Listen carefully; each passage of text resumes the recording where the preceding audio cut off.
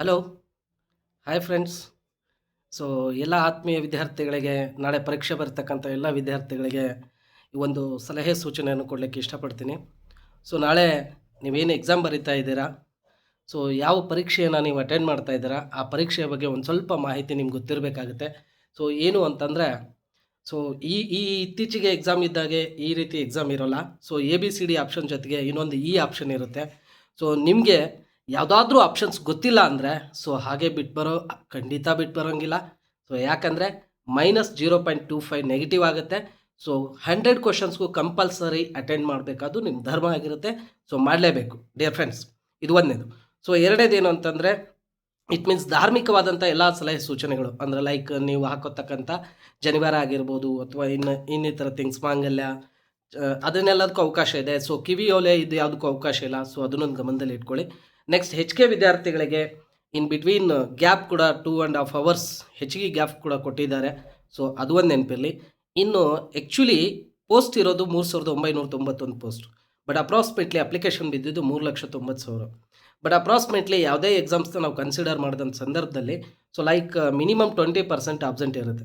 So minimum 20% ಅಂದರೂ 3 lakh ಬರೀತಾರೆ. So 3 lakhಲ್ಲಿ freshers ಅಥವಾ ಇತ್ತೀಚೆಗೆ ಹಾಕಿದವರು ಅಥವಾ ಕಂಟಿನ್ಯೂಟಿ ಇಲ್ದವರು, ಸೊ ಎಲ್ಲದೂ ಲೆಕ್ಕಕ್ಕೆ ಹಿಡಿದ್ರೆ ಆಲ್ಮೋಸ್ಟ್ ಆಲ್ ನಿಮಗೆ ಕಾಂಪಿಟೇಷನ್ ಸಿಗದೆ ಒಂದು 20%, ಅಂದರೆ ಲೈಕ್ 1:20 ಹೀಗಾಗುತ್ತೆ.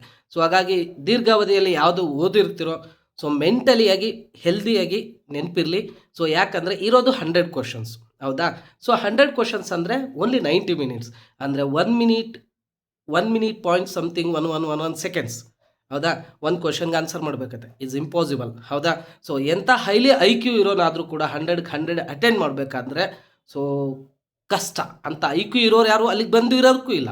ಸೊ ಹಾಗಾಗಿ ಮಿನಿಮಮ್ ಕಟ್ ಆಫ್ ಅವರೇಜ್ ಎಷ್ಟಕ್ಕೆ ನಿಲ್ಬೋದು ಅಂತ ಅಪ್ರಾಕ್ಸಿಮೇಟ್ಲಿ ನಿಮ್ಗೆ ಗೊತ್ತಿರಲಿ.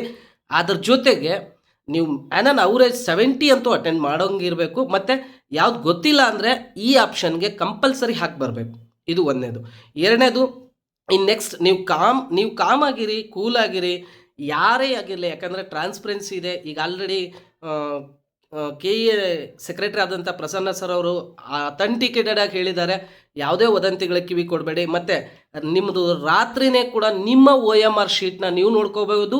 ನಿಮ್ಮ ಜೊತೆಗೆ ನಿಮ್ಗೆ ಯಾರ್ದು OMR ಶೀಟ್ ಡೌಟ್ ಇರುತ್ತೋ ಅವ್ರದ್ದು ಕೂಡ ನೀವು ಚೆಕ್ ಮಾಡ್ಬೋದು. ಎಲ್ಲ OMR ಶೀಟ್ ಆನ್ಲೈನಲ್ಲಿ ಪ್ರೊವೈಡ್ ಮಾಡಿದ ಮೇಲೇ ಕೀ ಆನ್ಸರ್ ಬಿಡೋದು. ಸೊ ಹಾಗಾಗಿ ಯಾರ್ಯಾರು ಇಲ್ಲಿವರೆಗೂ ಕೂಡ ಪ್ರಿಪೇರ್ ಆಗಿದಿರೋ ಅವ್ರು ಯಾರೂ ಹೆದರೋ ಅವಶ್ಯಕತೆ ಇಲ್ಲ.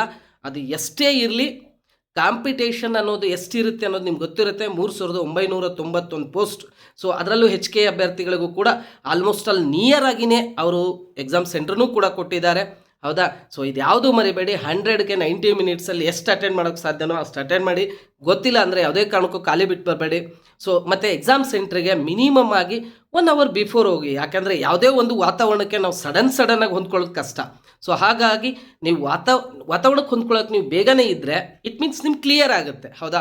ಸೊ ಯಾವುದೇ ರೀತಿ ಗೊಂದಲಗಳಿಗೆ ಅವಕಾಶ ಇಲ್ಲ. ಸೊ ಎಲ್ಲರೂ ಕೂಡ ಬರೀರಿ, ಆರಾಮಾಗಿ ಬರೀರಿ, ಚೆನ್ನಾಗಿ ಬರೀರಿ. ಮತ್ತು ನೀವೆಷ್ಟು ಕೂಲಾಗಿರ್ತೀರೋ ಅಷ್ಟು ರಿಸಲ್ಟ್ ಬರುತ್ತೆ. ಯಾರು 1 yearಯಿಂದ ಓದ್ತಾ ಇದ್ದೀರೋ ಅವ್ರು ಯಾರಿಗೂ ಕೂಡ ಮೋಸ ಆಗಲ್ಲ. ಯಾಕಂದರೆ ನಿಮ್ಮ ರಿಸಲ್ಟ್ ನಿಮ್ಮ ಕೈಯಲ್ಲಿದೆ. ಯೋಚನೆ ಮಾಡಿ 90 minutesಲ್ಲಿ ಯಾರು ಎಷ್ಟನ್ನ ಅಟೆಂಡ್ ಮಾಡ್ಬೋದು ಅಂತೇಳಿ, ಓಕೆನಾ? ಸೊ ಹಾಗಾಗಿ ಈ ಆಪ್ಷನ್ಸ್ನ ಬಿಟ್ಟು ಬರಬೇಡಿ. ಅದರ್ವೈಸ್ ಏನಂತಂದರೆ ನೈಟೇ ನಿಮ್ಮ OMR ಶೀಟ್ಸ್ಗಳು ಎಲ್ಲ ಕೂಡ ನಿಮಗೆ ಲಭ್ಯ ಆಗುತ್ತೆ ಆನ್ಲೈನಲ್ಲಿ. ಸೊ ಅದರ್ವೈಸ್ ಯಾವುದೇ ರೀತಿಯಾದಂಥ ವದಂತಿಗಳು ಇರೋಂಗಿಲ್ಲ. ಮತ್ತು ಎಲ್ಲ ಟ್ರಾನ್ಸ್ಪರೆನ್ಸಿ ಇರುತ್ತೆ. ಇಲ್ಲಿ ಒಂದೇ ಒಂದು ನಿಮ್ಮ ಗೆಲುವಿರೋದು ನಿಮ್ಮ ಒಂದು ಕಾನ್ಸಂಟ್ರೇಷನ್ ಮೇಲೆ. ಮತ್ತು ಯಾವುದೇ ರೀತಿಯಾಗಿ ನೀವು ಎಕ್ಸಾಮ್ ಸೆಂಟ್ರಲ್ಲಿ ಗೊಂದಲ ಮಾಡ್ಕೊಳ್ಳೋ ಅವಶ್ಯಕತೆ ಇಲ್ಲ. ಖುಷಿಯಾಗಿ ಎಂಜಾಯ್ ಆಗಿ ಆರಾಮಾಗಿ ನಿದ್ದೆ ಮಾಡಿ ಬರೀರಿ. All the best. ನಾಳೆ ಮತ್ತೆ ಕೀ ಆನ್ಸರ್ ಜೊತೆಗೆ ಸಿಗ್ತೀನಿ. Anyway, thank you so much guys.